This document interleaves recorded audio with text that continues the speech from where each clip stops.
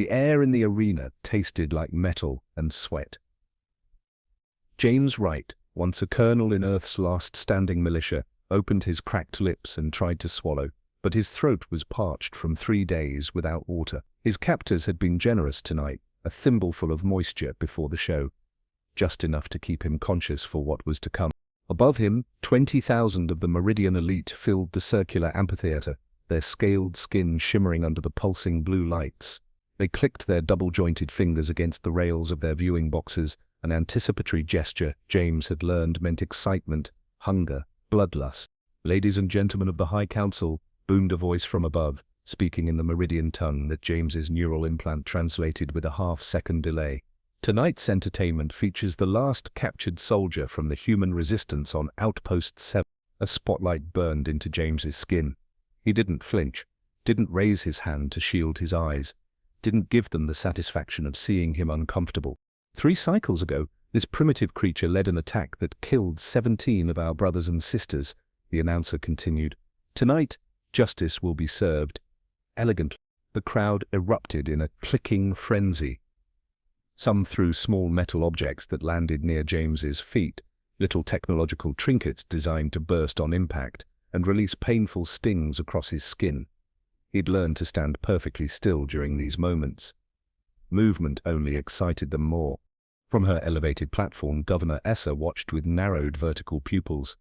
Her ceremonial armor, made from the polished bones of conquered species, caught the light in jagged reflections. Unlike the frenzy of her people, she remained perfectly still, only the occasional flick of her vestigial tail betraying her interest. "Bring forth the devourer," she commanded, her voice cutting through the noise. The eastern gates of the arena ground open with hydraulic precision. The crowd fell silent. Even the air seemed to still. It emerged from shadow, a 6-limbed creature with translucent skin that revealed pulsing organs beneath.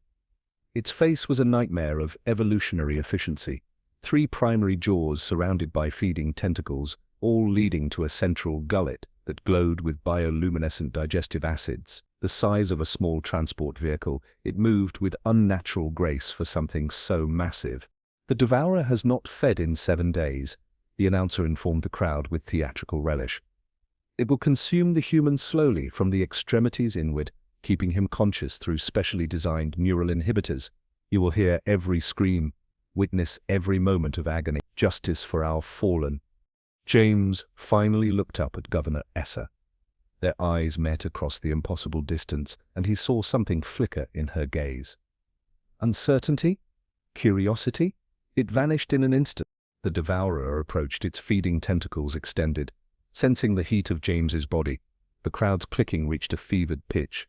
What they didn't know, what none of them could possibly suspect, was that this wasn't James's first encounter with a devourer.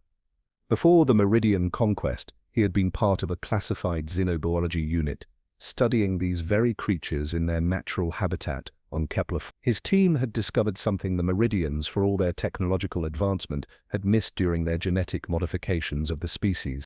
The creature stopped 3 meters from James, close enough that he could smell the sickly sweet scent of its digestive fluids. It tilted its bulbous head, sensing something unexpected.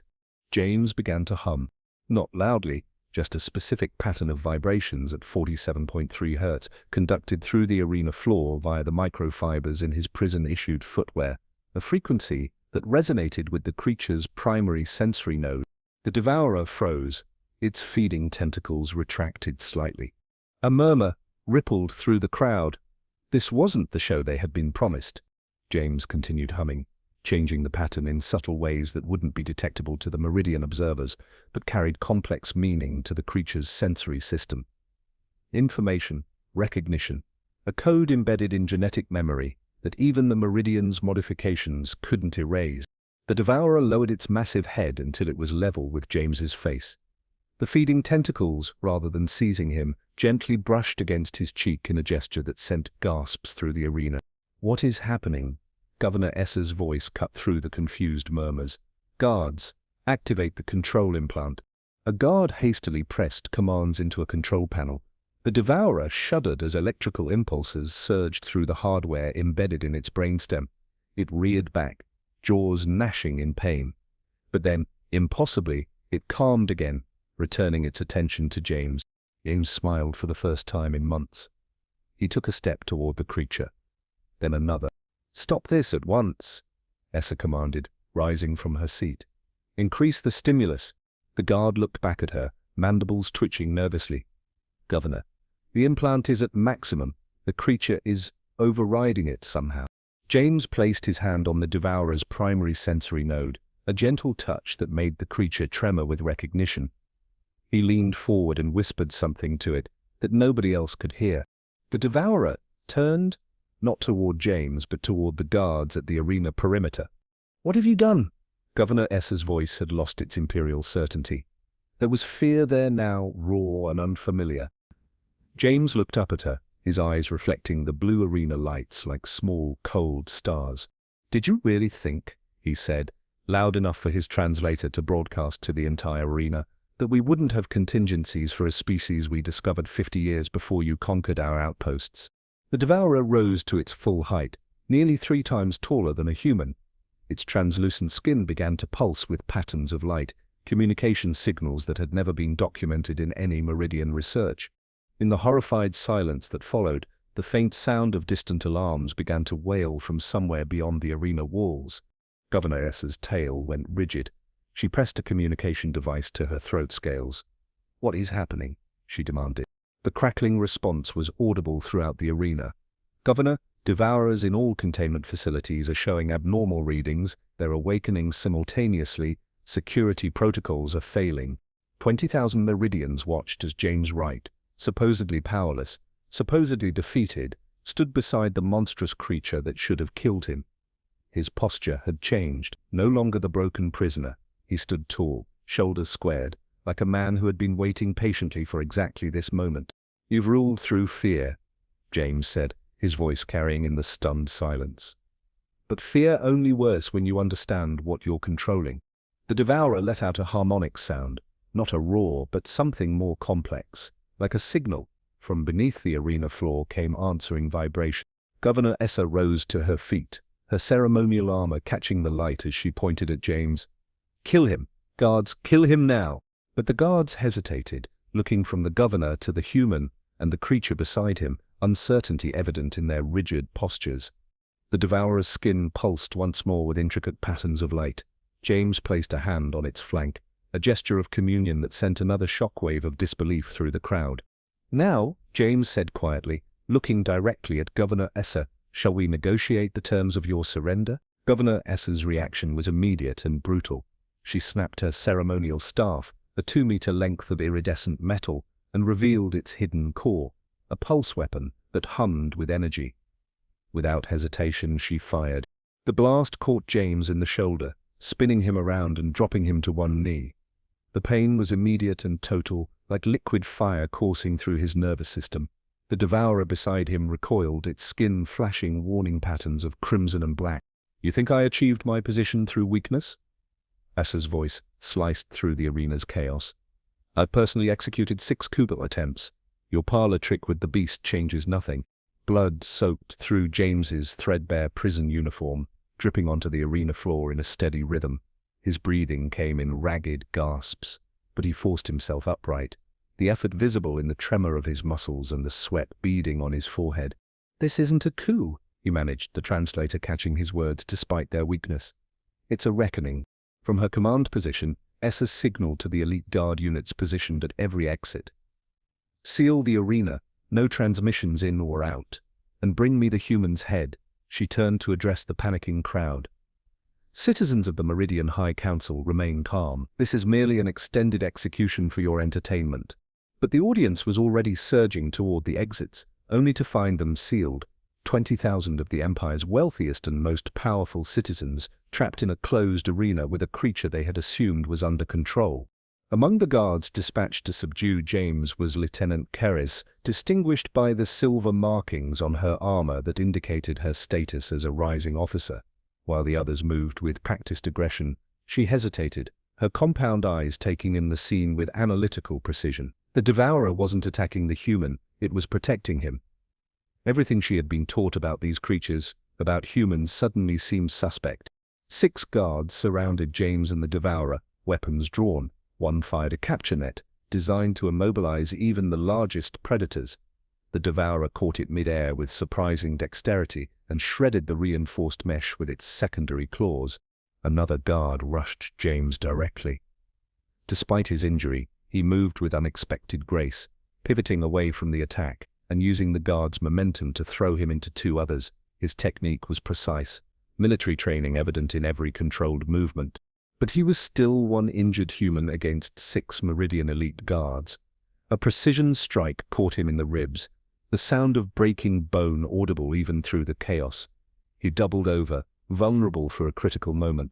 Lieutenant Karras saw her opening. She could end this now, secure her promotion, perhaps even earn a commendation from the governor herself. Her weapon was already aligned with the human's exposed head. But something stopped her.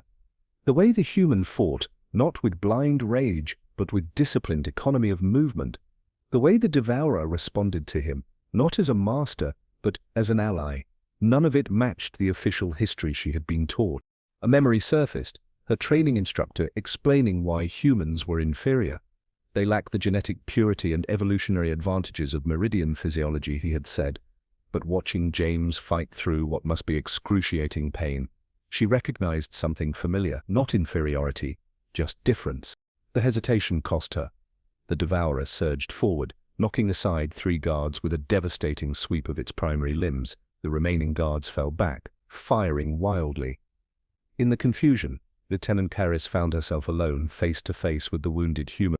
Their eyes met. His were dark brown, narrowed in pain but alert. Assessing, he made no move to attack her. "You're different," he said simply. Before she could respond, a secondary explosion rocked the arena. The upper tiers began to crumble, sending chunks of the ornate architecture crashing down. The elite audience members who had been demanding blood minutes earlier now scrambled in blind panic, trampling each other in their desperation to escape. Throughout the chaos, Governor Essa remained on her platform, now surrounded by her personal guard. "This changes nothing," she broadcast, her voice artificially amplified to reach every corner of the disintegrating arena. One human with one creature cannot stand against an empire that spans 47 systems. But even as she spoke, the walls of the arena displayed emergency broadcasts from across the capital, Devourers in research facilities breaking containment.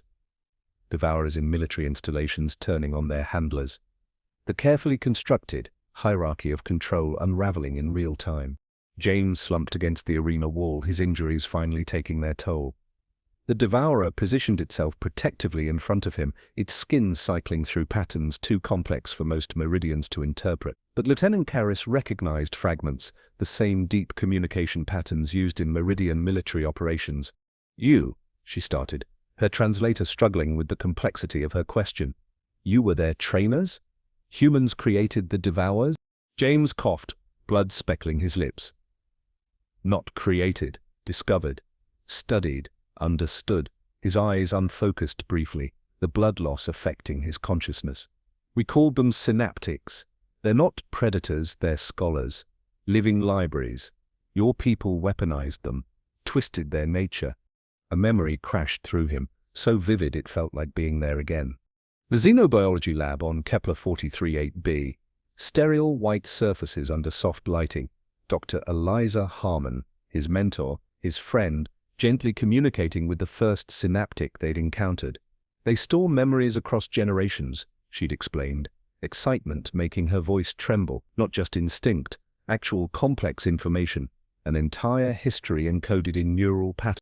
Then the first Meridian ships appearing in orbit, the evacuation order coming too late, the lab in flames. Eliza pushing him toward the escape pod. "Take the research. They can't get it. They won't understand what they have." Her face illuminated one last time in the explosion that followed. The memory receded, leaving James gasping in the present, pain radiating from his broken ribs and wounded shoulder. Lieutenant Karras was still there, watching him with an intensity that suggested inner conflict. "Your people found our research," he continued, forcing the words out despite the pain. "Partial information, enough to capture and modify the synaptics, but not enough to understand them. You transformed them into weapons without realizing they retain ancestral memory." Above them, Governor Essa barked orders into her communication device, struggling to maintain control of both the immediate situation and the escalating crisis throughout the capital. For the first time, fear showed plainly on her features, not fear of James or the devourer beside him, but fear of losing her grip on power. Another explosion rocked the structure. The arena was designed to withstand orbital bombardment, but the internal systems were failing. Emergency lighting cast everything in a bloody red glow. Lieutenant Karras made her decision. She deactivated her weapon and knelt beside James. "You need medical attention," she said. "The practical assessment of a soldier rather than compassion. And I need answers." "Why help me?" James asked, suspicious despite his desperate situation. Her compound eyes reflected the emergency lighting in fractured patterns. "Because in 15 cycles of service, I've never seen a devourer protect anything, only destroy. That means either everything I've been taught is wrong, or," she didn't finish the thought, "or your leaders have been lying," James completed for her. Governor Esser's voice cut through again. "Attention all citizens and military personnel. The human prisoner has deployed a bioweapon affecting the nervous systems of the devourer units. Any citizen encountering a compromised unit is authorized to use lethal force. All military personnel are ordered to terminate the human terrorist immediately." Lieutenant Karras's posture stiffened. "Bioweapon?" James laughed, a harsh sound that ended in another cough. "Look at me. 3 days without water before tonight, kept in isolation. When exactly did I deploy this mythical bioweapon?" He gestured toward the devourer. "They remember, Lieutenant. That's all. They remember what they were before your empire turned them into monsters." Another section of the arena collapsed, crushing dozens of panicking Meridians beneath it. The screams of the injured mixed with the continued alarms, creating a hellish soundscape. "We need to move," Karras said, making her decision. She activated her armor's medical systems, administering emergency stabilizers to James's worst injuries. The relief was immediate but incomplete, enough to keep him conscious and mobile, not enough to heal. The devourer communicated something to James through a complex series of skin patterns and subtle vibrations. James nodded. "There's a way out through the maintenance tunnels. Your people converted old synaptic hibernation chambers into this arena. They know the original layout." "Why should I trust you?" Karras asked, even as she helped him to his feet. James winced as the movement aggravated his broken ribs. "Because I'm not the one who built a society on lies and exploitation. And because in about 10 minutes, this entire structure is coming down." As if to emphasize his point, a massive crack appeared in the arena floor, splitting it from one end to another. The governor's platform began to tilt precariously. They made their way through the chaos, the devourer clearing a path through debris and panicked Meridians alike. Most fled from the creature, but a few brave or desperate guards attempted to stop them. The devourer disabled them with precise, non-lethal strikes, behavior entirely inconsistent with the mindless killer Karras had been trained to expect. They reached a maintenance door just as the governor's voice rang out again, this time directed specifically at them. "Lieutenant Karras, your family line will be purged for this treason. Your eggs will be destroyed, and your name erased from Imperial records." Karras froze, the threat striking at her core identity. In Meridian society, family lineage was everything. Her clutch of eggs, fertilized but not yet hatched, represented her genetic legacy and future status. James saw the conflict in her posture. "She's desperate," he said quietly. "When people in power resort to threats against family, it means they're losing control." "You don't understand," Karras responded, her translator unable to fully convey the cultural weight of the threat. "Without my lineage, I am nothing in Meridian society." "Maybe it's time for Meridian society to change," James suggested, grimacing as another wave of pain washed through him. The medical stabilizers were already wearing off. Before Karras could respond, a targeted pulse blast hit the maintenance door beside them, melting its control panel. Governor Esser herself was approaching, having abandoned her failing platform. Her ceremonial armor was damaged, one arm hanging useless at her side, but the determination in her movements was unmistakable. "The human dies," she declared, raising her pulse weapon again, "and order is restored." The devourer positioned itself between them and the governor, but Esser smiled coldly. "Do you think I rose to power without contingencies?" She activated a device on her armor's intact arm. A high-frequency signal filled the air, inaudible to humans, but clearly agonizing to the devourer. which collapsed in convulsions, its skin flashing chaotic patterns of distress. "Override codes," Essa explained with cruel satisfaction. "Embedded in the original modifications, no matter what ancestral memories resurface, the pain stimulus remains effective." James watched helplessly as the creature that had protected him suffered. Something broke inside him, a wall he had built after losing everything on Kepler 43-8b. After watching humanity's last outposts fall one by one, after being captured and paraded as a trophy of Meridian superiority.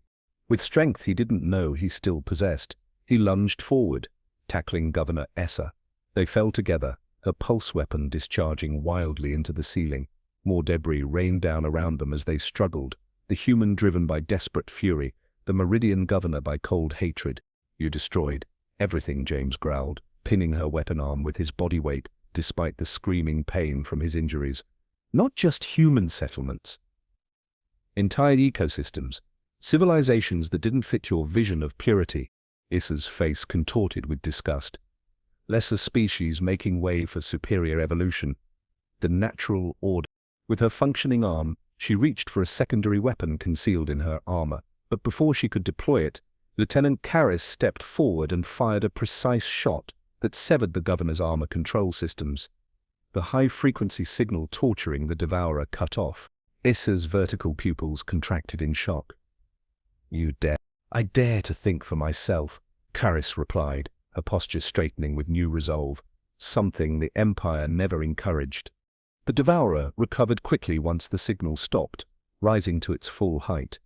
Its skin patterns stabilized into a slow, deliberate sequence, one that Karras recognized from ancient military archives, a formal declaration of independence. James rolled away from Essa, his strength finally giving out. Blood pooled beneath him, too much blood. The adrenaline that had kept him moving was fading, leaving only pain and encroaching darkness. The governor saw his weakness and reached for her fallen pulse weapon. "You've lost, human. Whatever you started here dies with you." The devourer moved with startling speed, placing one massive limb over the weapon. Its skin pulsed with a clear message that required no translation. No more. Around them, the arena continued to collapse. Emergency systems failed completely, plunging sections into darkness. The screams had largely subsided, replaced by an eerie quiet broken only by the sound of crumbling architecture. James looked up at Karras, his vision beginning to blur. "Your people and mine. We could have been allies, not enemies." He coughed again, more blood spattering the ground. "It's not too late." Governor Essa laughed bitterly. "Sentiment from a dying man. The Empire will crush this insurrection by nightfall." But even as she spoke, Karras's communication device activated with emergency broadcasts. Similar uprisings in Meridian facilities across 3 planetary systems. The synaptics awakening everywhere simultaneously, responding to some signal or memory triggered by James's interaction with the first. James felt consciousness slipping away. The devourer bent low, its sensory appendages gently touching his face, a gesture of connection that transcended species. Through the fading light of awareness, he received not words but impressions, gratitude, recognition, purpose. With the last of his strength, James pressed the small device that had been surgically implanted beneath his skin years ago, the true purpose of his capture and apparent helplessness. Not a signal to the synaptics, they had already awakened. This was different, a quantum entanglement beacon, a signal that would reach the hidden human fleet, survivors from Earth and the outer colonies who had retreated beyond Meridian space decades ago. The fleet his captors had tortured him to reveal, unsuccessfully. As darkness closed in, James made his choice. Not revenge, though he had every reason to seek it. Not surrender, though his body was failing. But connection, the same principle that had let humans understand the synaptics in the first place. "They're coming," he whispered, looking at Karras rather than Essa. "When they arrive, tell them, I chose peace." The beacon pulsed once, twice, 3 times, each quantum ripple carrying coordinates and a message across impossible distances. Then James Wright closed his eyes, his broken body finally surrendering to darkness. The last thing he heard was the devourer's harmonic communication, a sound that to human ears seemed almost like a song of mourning. But it wasn't an ending. It was a beginning, darkness. Then light, harsh, clinical, filtered through translucent membranes that pulsed with organic circuitry. James Wright opened his eyes to find himself suspended in a regeneration chamber. The viscous healing fluid surrounding him glowed with bioluminescent particles that worked to knit together his shattered body. Through the curved walls of the chamber, he could make out blurred shapes moving with purpose, not meridian shapes, human shapes. Pain returned before memory, a symphony of agony as his nerve endings reactivated. Then the memories crashed through. The arena, the governor, the synaptic, Lieutenant Karras, the beacon that shouldn't have worked. A face appeared above him, familiar yet impossible. Dr. Eliza Harmon, her dark skin creased with new lines but her eyes unchanged, still burning with that same passionate intelligence he remembered from Kepler 43-8b. The mentor he had watched die. "Easy," she said, her voice distorted through the healing medium. "The cellular reconstruction is still stabilizing. Another 12 hours and you'll be ready to move." James tried to speak, but his reconstructed vocal cords weren't functional yet. Eliza seemed to understand his confusion. "Yes, I survived. And yes, this is the Perseus, flagship of the Resistance fleet." She pressed her palm against the chamber's surface. "You did it, James. You brought us all together." As consciousness ebbed again, one thought crystallized through the haze of pain and drugs. This wasn't the plan.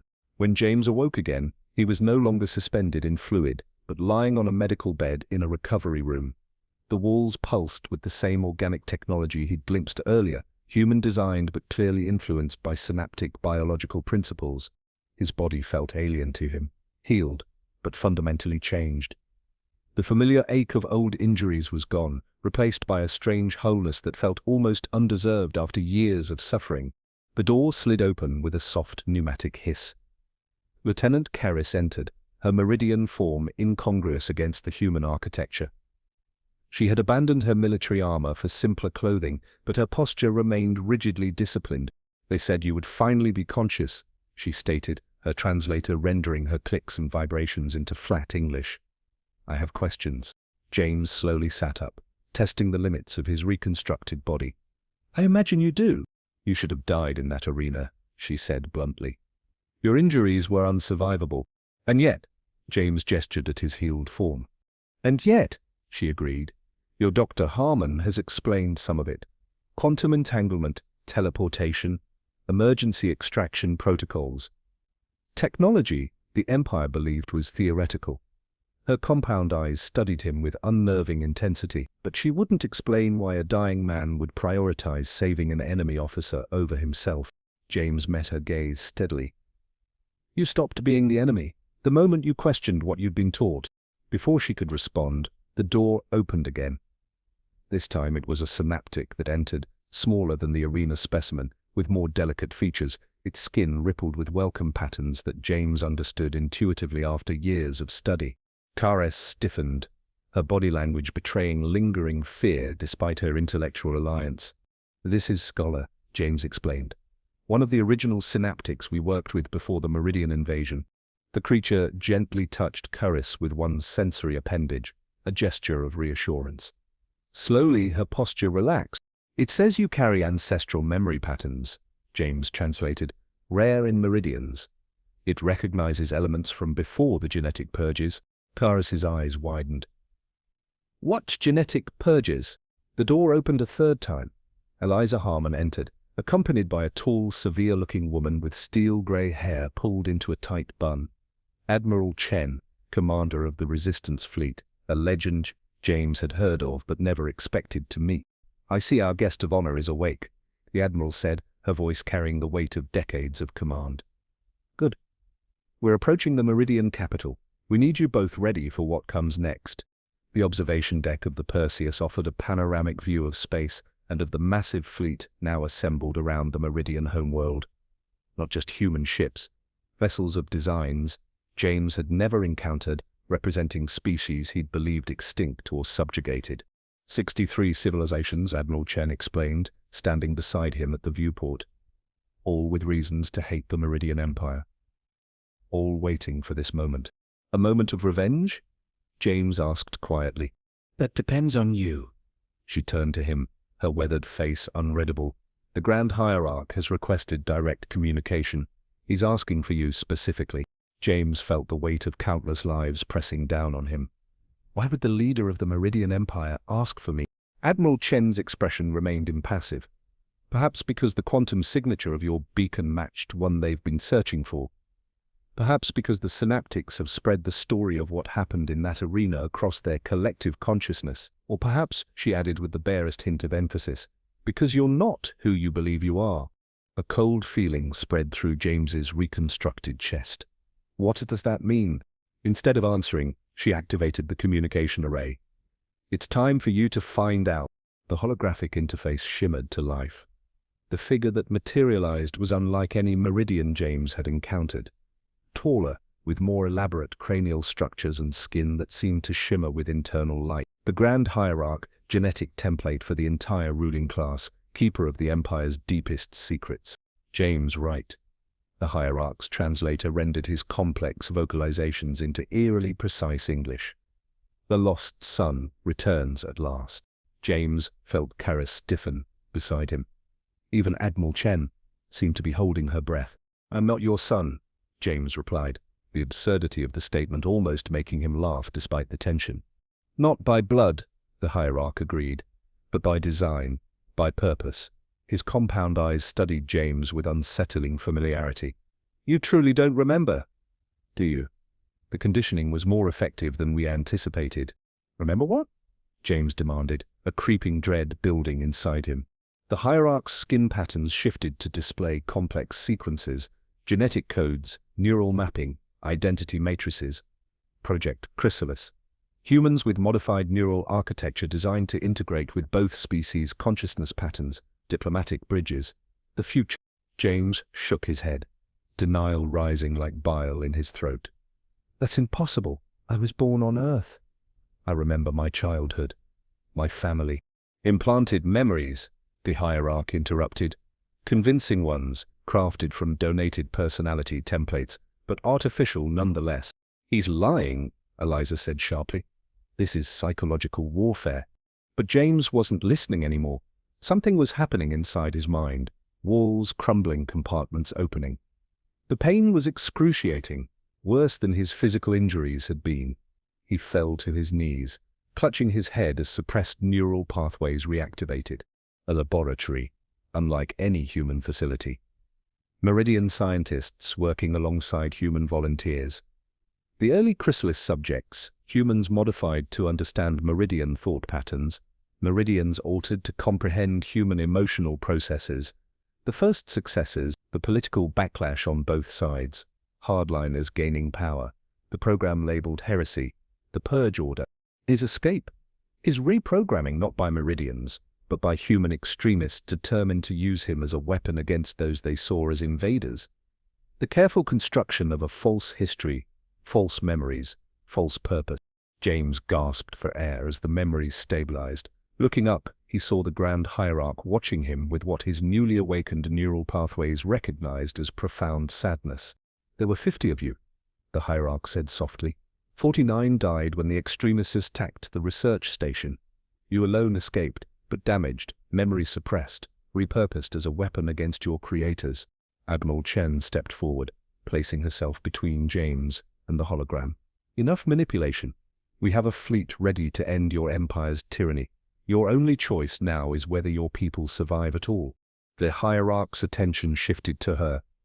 "Admiral Chen, how interesting that you never told him about your role in Project Chrysalis. About how you personally ordered the attack that destroyed it when the peaceful integration threatened your vision of human independence." Chen's face remained impassive, but James could see the truth in her micro-expressions, another ability unlocked by his awakening neural architecture. "You were one of the extremists," he whispered, rising unsteadily to his feet. "You used me. I saved humanity from extinction through assimilation," she replied without remorse. "The Meridians would have absorbed us, erased everything that makes us human." "That's not true," Lieutenant Karis interrupted, her posture changing as she accessed her own ancestral memories. A genetic knowledge passed down through lineages the Empire had tried to purge. The integration was mutual, voluntary, until the purifiers took control on both sides. The pieces aligned in James's fragmented consciousness, the coincidence of his capture, the strangely effective beacon, the perfectly timed rescue, not coincidences at all, a plan decades in the making, with him as the unwitting catalyst for a war that would destroy both civilizations. In that moment of terrible clarity, James made his choice. "Lower your weapons," he commanded, directing his words to both the Hierarch and Admiral Chen. "This ends now, but not with more bloodshed." Chen laughed bitterly. "You don't command this fleet, right?" "No," James agreed. "But they do." On cue, the synaptics throughout the fleet activated their collective consciousness network. On every ship, human and alien alike, screens displayed the truth James had unlocked. The original peaceful contact, the integration project, the extremists on both sides who had engineered conflict to maintain power. The synaptics were never weapons, James explained, his voice strengthening. They were witnesses, living archives preserving the truth until someone could access it. The Hierarch's hologram flickered as he processed this revelation. "You would still choose peace? After everything you've suffered at Meridian Hands?" James looked at Karis, at Eliza, at the synaptic scholar, representatives of the integration that might have been. "I choose completion over vengeance. Understanding over division." Admiral Chen's hand moved to her sidearm. "This is treason." "No," Eliza said, stepping beside James. "This is evolution." Around them, the ship's systems responded to override commands James hadn't known he possessed. Another piece of his true design, activating. Emergency force fields sealed Chen away from critical controls. "What have you done?" Chen demanded, genuine fear breaking through her composed exterior for the first time. "Created a choice," James answered simply. He turned back to the Hierarch's hologram. "Your empire was built on the suppression of your own people's diversity, on the myth of genetic purity, that ends today." The Hierarch studied him for a long moment before responding. "And what would you have in its place? James Wright? Or should I call you Integration Prototype Alpha?" "My name is James Wright," he replied firmly. "That much I choose to keep.